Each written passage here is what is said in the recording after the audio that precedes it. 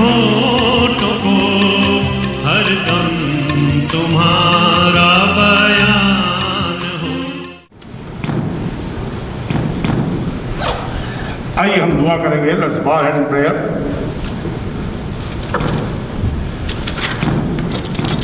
God of heaven, we thank you for all your blessing and kindness.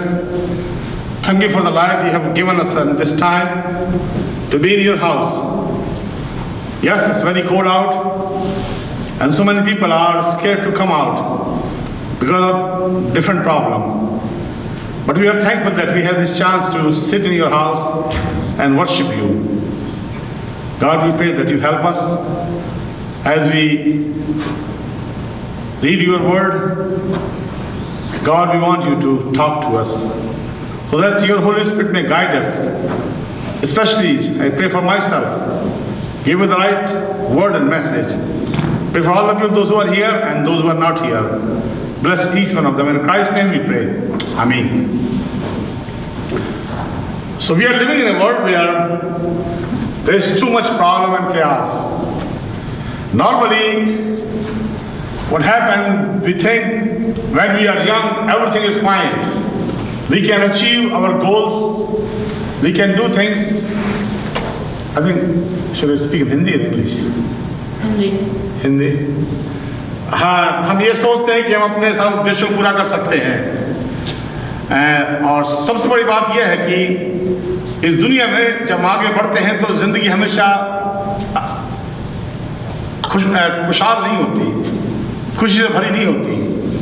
आए दिन कोई ना कोई समस्या है, वन और अदर, चाहे हमारे खानदान की तरफ से, चाहे हमारे जिस्म की तरफ से, चाहे रूहानी जिंदगी में, चाहे हमारे फाइनेंशियल प्रॉब्लम, कुछ ना कुछ है। कोई भी इस तरह नहीं कह सकता कि मैं बहुत मस्त, वो कहता तो झूठ कहता है, क्योंकि life always up and down से बंधी हुई है। अब जो आयत हम देखना मांगते हैं वो खुदा मसीह की वो बात है जो उसने उस समय कही थी। अगर हम जाएं मत्ती की 11 बाब के 28, gospel of Matthew chapter 11 verse 28, मत्ती 11:28 पढ़े से कोई, मैथ्यू 11:28। ये सब परिश्रम करने वालों और बोझ से दबे हुए लोग मेरे पास आओ, मैं तुम्हें विश्राम दूंगा। इंग्लिश में पढ़े, क्या है? Come to me, all you who are weary and burdened, and I will give you rest. Now, there must be some reason when Christ said these words. मेरे पास आओ, मैं तुम्हें आराम दूंगा। हम समझते हैं कि हमारी दौलत हमें आराम देती है, हम समझते हैं कि हमारा घर गृहस्थी सारी आलिशान जिंदगी आराम देती, पर नहीं, ऐसा नहीं है। अगर ये होता तो वो बहुत से बड़े फिल्म स्टार और वो पैसे वाले दौलतमंद वो अपने आप को मार नहीं देते। कितने लोग बारे में पढ़ते हैं कि आखिर में उन्होंने अपने आप खत्म कर लिया, क्योंकि हम सब परेशान लोग हैं। और इसलिए खुदा मसीह कहता है, आए सब थके बोझ दबे मेरे पास मैं तुम्हें आराम दूंगा। इसका मतलब यह है कि जिंदगी थकती है, परेशान होती है, हम दिक्कतों का शिकार हैं। और एक जगह से जहां पर हमें हमसे कहा था मेरे पास मैं तुम्हें आराम दूंगा। खुदा मसीह की बातें आने वाले समय में हम कुछ कोशिश करेंगे, सोचें उन पे। और जब वो कहता कि मार सकता जीवन मैं हूं, ये नहीं कहता कोई और, वो कहता मैं हूं, मेरे पास आओ। वो कहता जिंदगी की रोटी मैं हूं। वो सारे क्लेम करता है और वो कह रहा है मेरे पास मैं तुम्हें आराम दूंगा। अब आज ऐसा नहीं कि हम आराम से हैं, या ये नहीं कह सकते हमारे पास बहुत परेशानी नहीं। जिंदगी ऐसी ही है, ऐसी ही चलती है। जब इस जिंदगी आगे बढ़ते हैं तो ये दिक्कतें हमें बहुत परेशान। मैंने लोग कहते सुना इतना थक गए हैं। जब हिंदुस्तान से आए थे, लोगों से मिलते थे, लोग बता देते कि यहाँ मेहनत बहुत कराते हैं काम, और सही बात है, जो पैसा आपको देते हैं उसके बदले वो काम निकालते हैं, और अच्छी बात है वो। अब क्या सुनता हूं जब लोग घरों में हैं कि साहब थक गए, हम काम तो नहीं कर रहे आप, अब तो घर बैठे। पर इसके बाद था, क्योंकि जिंदगी कभी अच्छी नहीं है ऐसी। हम काम कर रहे हैं तो भी थकते हैं, ना कर रहे तो भी थकते हैं। जिंदगी में अगर सब कुछ करने के मिलने का मौका है तो भी लोग परेशान रहते हैं, और जब कुछ नहीं है किससे मिल सकते हैं, सब लाइफ हमारी बोर हो गई। तो हम किसी भी तरफ ठहर के नहीं चलते, हम हर जगह परेशान रहते हैं किसी तौर से। और इसलिए खुदा यीशु मसीह कहता है, आए सब थके हुए बोझ हुए लोग मेरे पास आओ, मैं तुम्हें आराम दूंगा। और आज इस बात को हमें समझना है कि खुदा यीशु मसीह वो खुदा है जो हमको आराम देता है, जिंदगी में एक तब्दीली पैदा करता है। प्रोवर्ब्स चैप्टर 1 वर्स 24 नीति वचन 1:24 में कहता है, मैंने पुकारा और तुमने इनकार किया, मैंने हाथ फैलाया और किसी ने ध्यान ना दिया। खुदा मैं पुकारता हूं, मैं तुम्हारी सहायता के लिए हूं।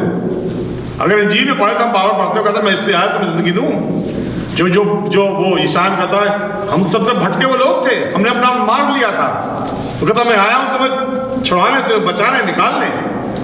तो उसका पूरा काम ये था कि वो हमारे लिए काम करे, हमें बचाए, हमें निकाले।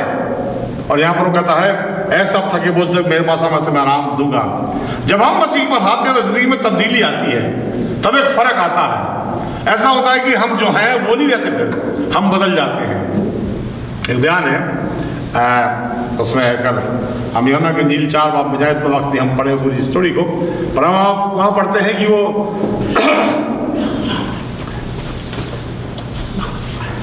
तो वहाँ पर हम पढ़ते हैं कि वो सामरी औरत का बयान है।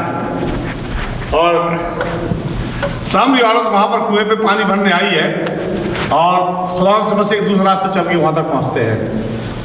और हम जानते हैं कन्वर्सेशन जो वहाँ पर हुआ कि मुझे पानी मिला और सारी बातें। और वो स्त्री से कहता कि अपने पति बुला, तो कह रहा कि मेरा पति नहीं हो। कहने लगे तूने ठीक कर 5 कर चुकी, 6 साथ रहती है, वो भी तेरा आदमी नहीं है।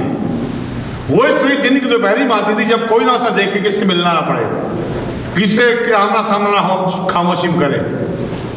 पर जब यीशु मसीह मुलाकात हुई और मसीह कहता तूने ठीक कहा, और उसने उसको बताया सब सारी बातें, तो वो कहती तू तो मसीह है, तू ही है वो नबी।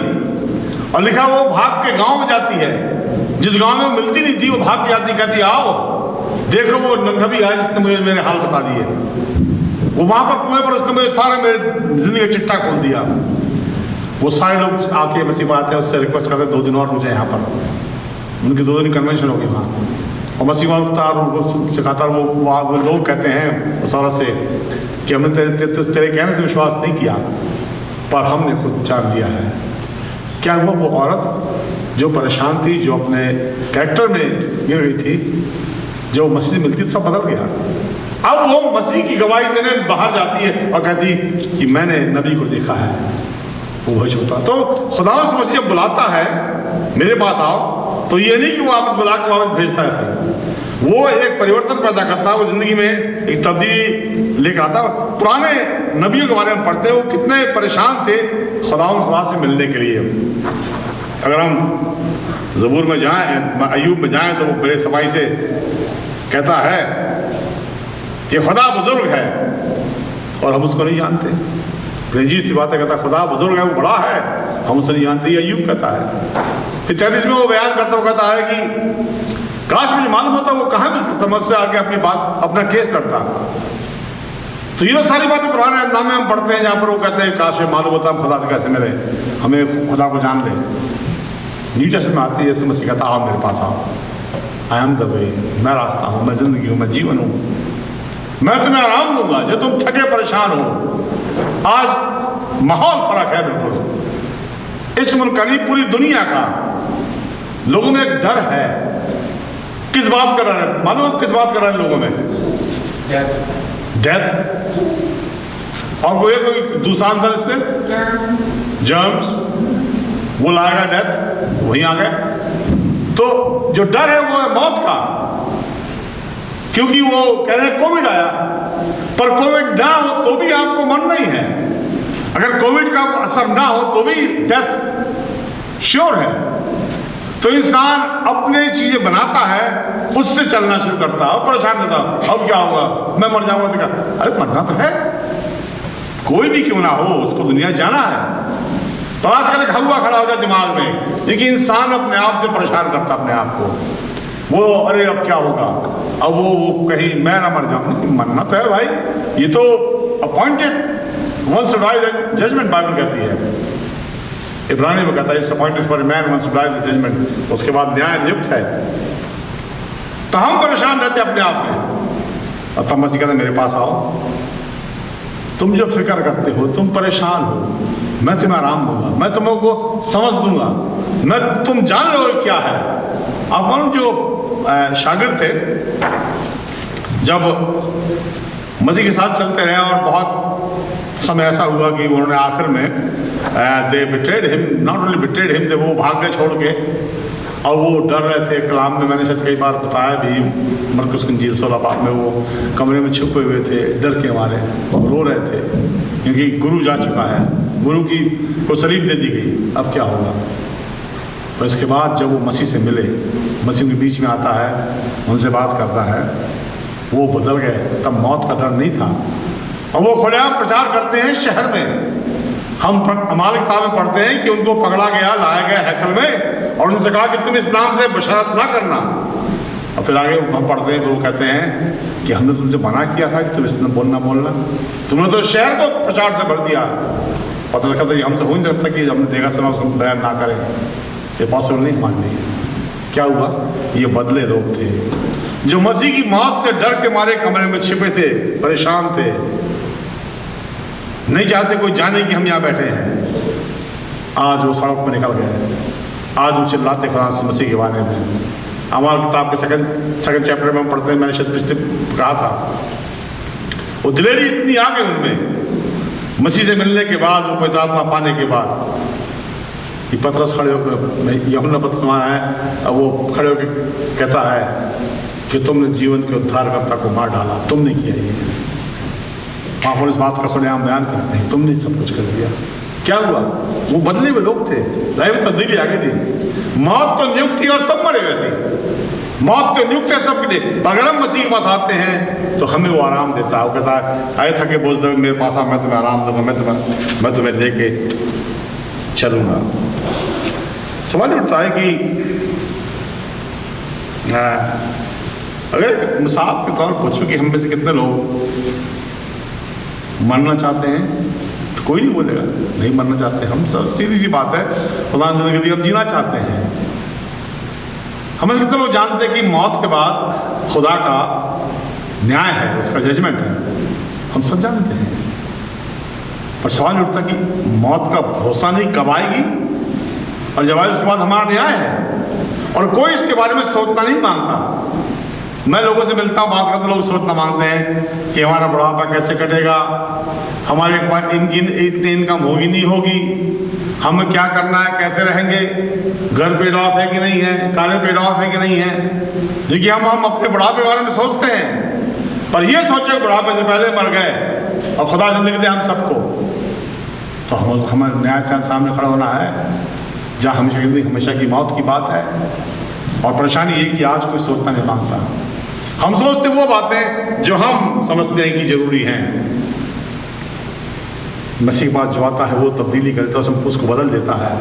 वो वैसा नहीं आता, फिर वो फर्क हो जाता है।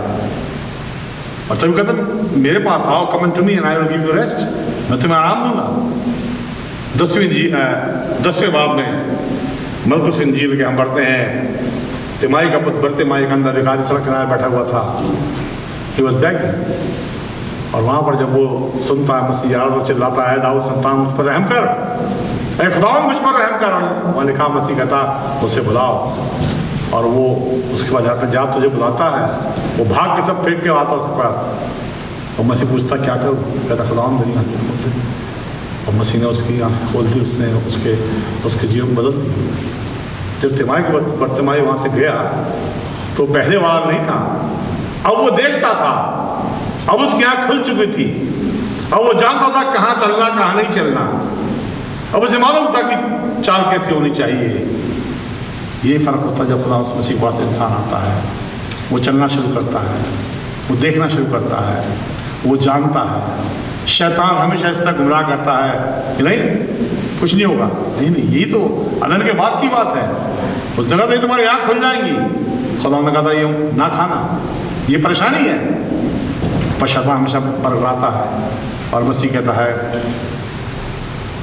आई सब थके बोझ से लोग मेरे पास आओ, मैं तुम्हें आराम दूंगा, आई विल गिव यू रेस्ट, मैं तुम्हें आराम दूंगा, जिंदगी का वो आराम जिसके लिए तुम मेहनत करते हो।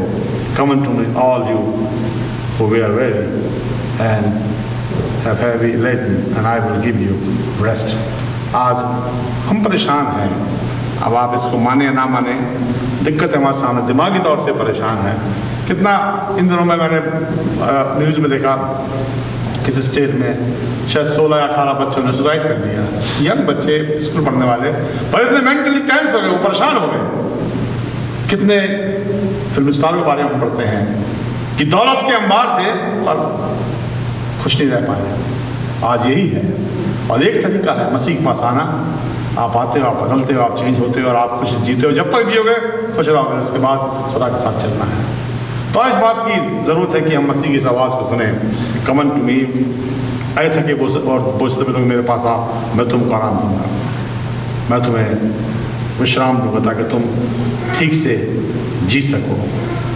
क्या हम कभी इन चीज़ों के बारे में सोचते हैं कि दुनिया में आराम कैसे मिले? अब हमें पता है कि हम अपनी लाइफ के बारे में काम करते हैं, सुबह 5 बजे 6 बजे उठ के तैयार हो जाना, लौट के आना, और शाम को लौट के आना कोई चर्च के उससे। और आज वो सब चेंज हो गया है। और फिर कई बार ये लगता है कि लाइफ जिससे स्टैंड स्टिल होगी बिल्कुल, तो नहीं। अगर खुदा इस रास्ते में लेके चल रहा है, so we should be thank, मतलब हमें शुक्रगुजारी करनी चाहिए।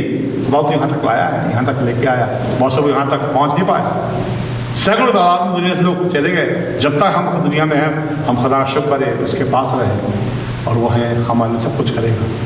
मसीह उनसे कहता है, ऐसा सब थके बोझ से, और इसके पीछे रीज़न था कि मनुष्य थका हुआ है, बोझ से दबा हुआ है, परेशानी का शिकार है, और कोई तरीका नहीं, कोई सलूशन नहीं जब तक हम खुदा मसीह के पास ना आए। जब उसके पास आते हैं तो वो सब कुछ हल करता है, वो हमें लेके चलता है, हम आगे बढ़ते हैं। और हम इन बातों को याद रखें जीवन में कि फिक्रें हैं वो होंगी, ऐसा नहीं कि फिक्र नहीं होगी, हम इंसान हैं। जिस्मानी दिक्कतें होंगी, कोई और परेशानी है, और अगर हम खुदा मसीह के पास आते हैं तो वो उन्हें हल करता है, वो हमें लेके चलता है, वो हमें संभालता है। और तभी उसका वादा है, ऐसा थके बोझ से लोग मेरे पास आओ, मैं तुम्हें आराम दूंगा। ये उसका प्रॉमिस है, और ये इंसानी बात नहीं, ये खुदाई बात है कि मैं तुम्हें आराम दूंगा। हमें उसमें आराम है अगर हम उसके पास आए तो। खुदा करे कि मैं दोनों में इस बात को सोच, जबकि अपने घरों में रहते हैं, कई बार हम मेंटली टेंस हो जाते हैं, हम परेशान हो जाते हैं, क्या करें क्या नहीं करें, कहाँ जाएँ क्यों नहीं जाएँ। और अगर हम ये भरोसा करें यीशु के पास आने से हमें आराम है, तो वहीं पर आराम है। दुआ करें अपने लिए, कलीसिया के लोगों के लिए, मेरे लिए। खुदा हम तेरे साथ रहें, तेरे साथ चलें, और वो आराम पाएँ जो तुम्हें देना मांगता है। आइए हम दुआ करें। खुदा शुक्र है कि तुम्हारा खुदा जो हमसे प्यार करता है, कलाम की याद करती है, सब थके बोझ से दबे मेरे पास आओ। हाँ खुदा, हम माने ना माने, हम थके बोझ से दबे और परेशान हाल लोग हैं, पर तेरा ये प्रॉमिस है, मेरे पास आओ मैं तुम्हें आराम दूंगा। हम मांगते बाप, जब हम इस बात को अंगीकार करें, हम माने ना माने कि हम थके दबे हैं, और तू इसे जानता है। हम पर रहम कर, अपनी हालत पहचान सकें, तेरे पास आएँ, ताकि जो जीवन तो हमें दिया उसको हम जी सकें, एंजॉय कर सकें। हम मानते जितने लोग कलीसिया में हैं, जो नहीं आए हैं, परेशान हैं, दिक्कतों का शिकार हैं, बाप तो हर एक की सहायता कर, हर एक को संभाल। खास तौर से भाई अरुण के लिए मांगते हैं, उनके ऊपर हाथ उठाए रख। हमें अपने ईमान मजबूत कर, जितने सीनियर्स हैं, जितने यंगर हैं, हर एक के साथ हो। खुदा मसीह के नाम से हम मांगते हैं, आमीन।